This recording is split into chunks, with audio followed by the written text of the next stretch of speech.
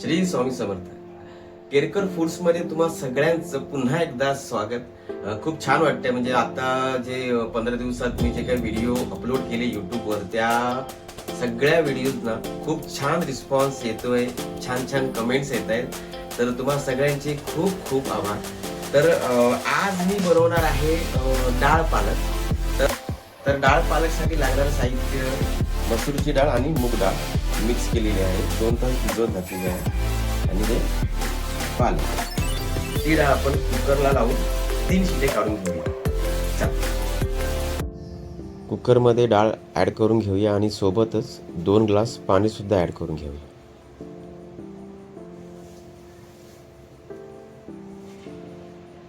एक टीस्पून हळद,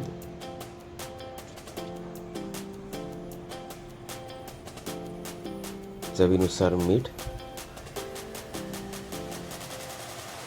हिंग. गॅस चालू करून घेऊया.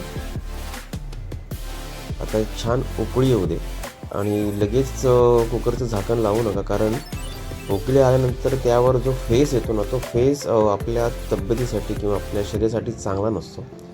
तो फेस काढून टाकून द्यावा. माझी आई सांगायची की आधी हा फेस काढून केल्यानंतरच डाळ बॉईल करून घ्या. हे बघा, हा फेस काढून टाकल्यानंतर 1 चमचा तुम्ही तेल ॲड करा आणि कुकरच्या झाकणाच्या खाली शिट्टीच्या इथे तेल लावून द्या, जेणेकरून ना शिट्टी आल्यावर कुकर खराब होणार नाही. कारण कधी कधी काय होतं की शिट्टी आल्यावर सगळी डाळ वाफेच्या रूपाने सगळं ते बाहेर येते आणि कुकर खराब होऊन जातो आपला. तर आता झाकण लावून घेऊया आणि याच्यात 3 शिट्ट्या काढून घेऊया. तर पहिली शिट्टी झाली आणि कुकर अजिबात खराब झाला नाही त्या तेलामुळे. तर ही ट्रिक विसरू नका. आता पालकसुद्धा ना आधी कट करून धुवून घेऊ नका, आधी साफ करून घ्या, स्वच्छ पाण्याने धुवून घ्या, नंतर कटिंग करा. ओके. लसूण सोलताना खूप जणांना त्रास होतो की कसं सोलायचं. तर त्याच्यासाठी ना एक निंजा टेक्निक आहे माझ्याकडे. आता बघा, लसूण असं सुरीने किंवा कुठल्याही अवजाराने तुम्ही असं चिसून घ्या. चिसल्यानंतर बघा, लगेच लसूण त्या सालीपासून वेगळी होऊन जाते. याने फारच वेळ वाचतो.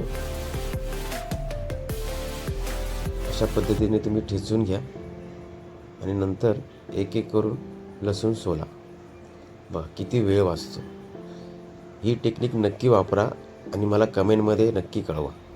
आता फोडणीसाठीचं साहित्य: 1 टमाटर, 1 कांदा बारीक चिरलेला, कढीपत्ता, कोथिंबीर थोडी वापरा, खूप महाग झाली आहे, 5 मिरच्या, 5-6 लसूण आणि 1 इंच आलं. हे झालं आपलं फोडणीचं साहित्य. आता कुकर थंड झाला आहे, तर आपण डाळ बघून घेऊया. वा, डाळ फार छान शिजली आहे. तर ती आता आपण ग्राइंड करून घेऊया हातानेच.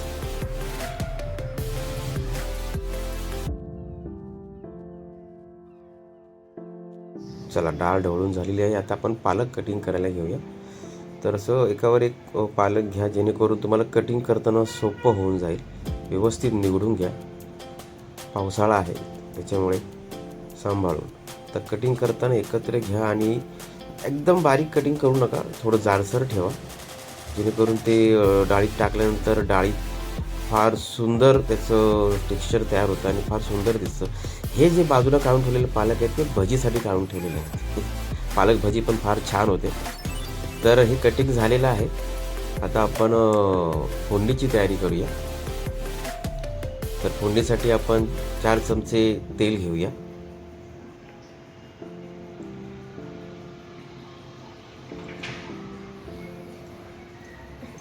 1 चमचा जिरा,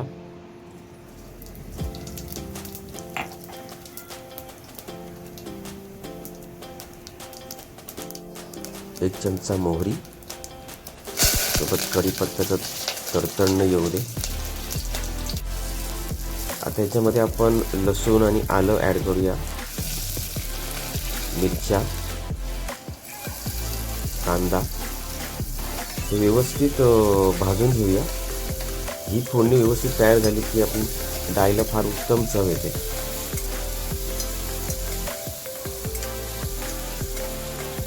जास्त लालसर भाजायचं नाही आहे.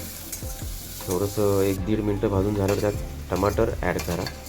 टमाटर ॲड केल्यावर 1 चमचा मीठ टाकायला विसरू नका, जेणेकरून ते सॉफ्ट व्हायला मदत होऊन जाते.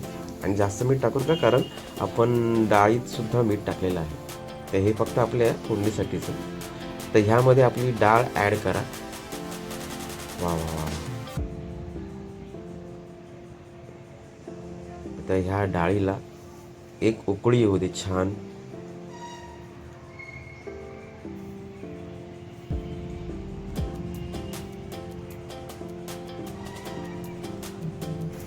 एक चमचा आपण एक साजूक तूप ॲड करूया. तर डाळ म्हटल्यावर साजूक तूप यायलाच हवं. आता आपला पालक याच्यामध्ये ॲड करा.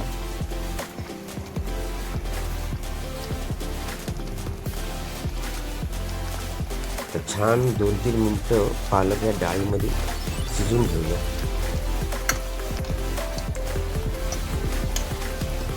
मिक्स करून घ्या.